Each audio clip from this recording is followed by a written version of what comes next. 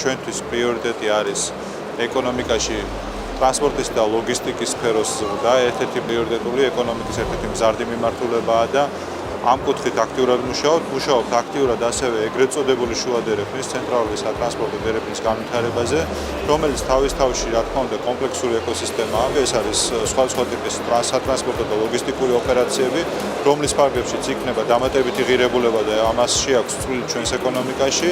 ზუსტად ასეთი პროექტების განვითარების სახით წარმოგვიდგენია ჩვენ შუა დერეფნის განვითარება. ეს არის მულტიმოდალური მნიშვნელოვანი სატერმინალო ინფრასტრუქტურა, რომელიც საშუალებას მოგვცემს სხვადასხვა ტიპის ტვირთის დახარისხების და ტვირთის დამუშავების შესაბამისად დამატებითი ღირებულება შეიქმნება საქართველოში. ეს პროექტი განსაკუთრებით მნიშვნელოვანია იქიდან გამომდინარე, რომ მდებარეობს ქალაქ თბილისში და სხვადასხვა ტიპის სატრანსპორტო კვანძთან არის ძალიან ახლოს, როგორც საჰაერო, ისე სახმელეთო სარკინიგზო დაკავშირების საშუალებას გვაძლევს.